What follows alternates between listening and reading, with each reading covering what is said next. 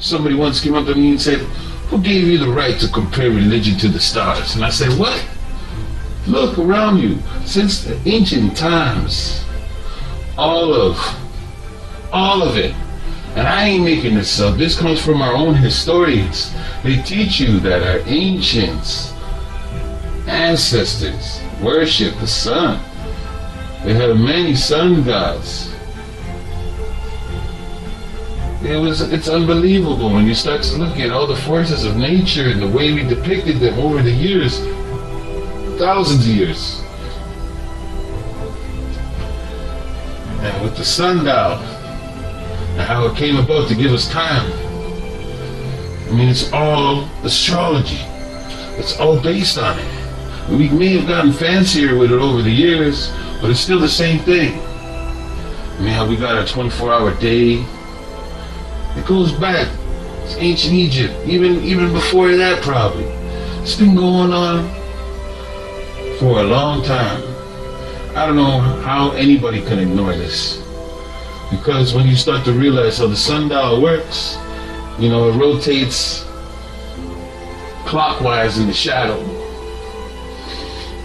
of the sun, and that's how we get our clocks turning clockwise. But we actually turn counterclockwise, but the shadow casts the clockwise, and that's how we get our clocks. I mean, every different part of the world is all different based on how the sun rises, you know. And I have to guess that it's because these sundials were created from people that lived in the northern hemisphere, obviously, because they only work in the northern hemisphere when you're looking at the sundial.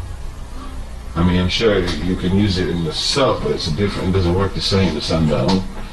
It actually works a little different, but in the northern hemisphere, it's pretty consistent. And the same thing with your days of the week. They're also celestial objects. I mean, Sunday is the sun. They had God Apollo for that, you know. You know, they had Monday for the moon. Tuesday was for Mars. Wednesday was for Mercury. And Thursday was for Jupiter. Venus was for Friday. And Saturday, you can guess it, Saturn. I mean, all of these celestial objects and forces of nature were named after planets that we call today planets.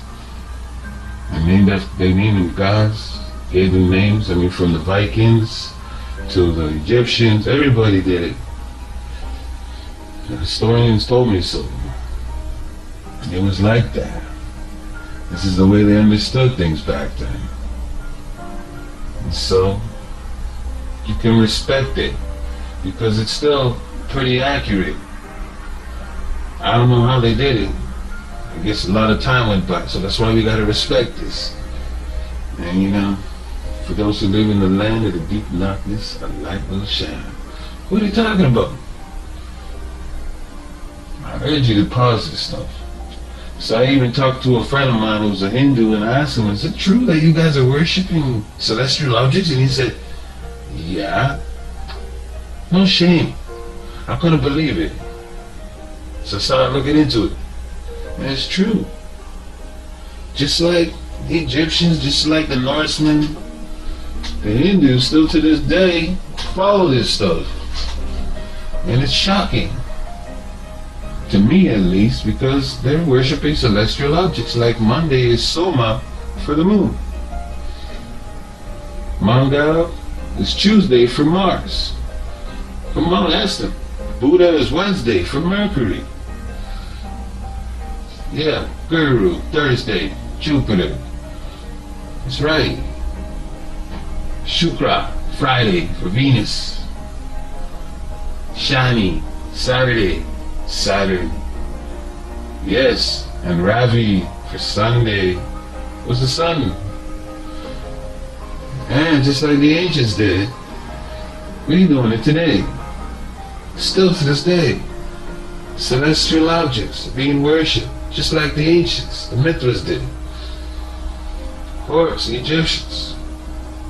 I mean, this pattern, still today, your days of the week are named from these planets. I mean, you got Sunday was for the sun, Monday was for the moon, and a month Well, that's based on the moon too. Celestiology, astrology.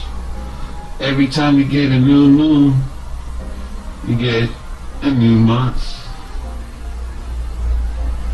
It's crazy that we don't talk about this, and I don't even think I learned this in school at all once in my whole life going to school. It's insane. And if you keep watching and paying attention to all the celestial objects, you guess how we get a year. The year happens when the Earth completes one full revolution around the sun. Yeah, that takes 365 days, folks. Actually, 0.26555. It actually is off a little bit. Our calendars, because of those points. But it's all astrology. All of your calendars. Right? Makes sense? And it's based on what the ancients wrote about and how they told stories about their gods, but they just named them different. So who gave me the right to compare religion to the stars? It has been going on forever. I did not start this. And the more I look into it, the more it makes sense.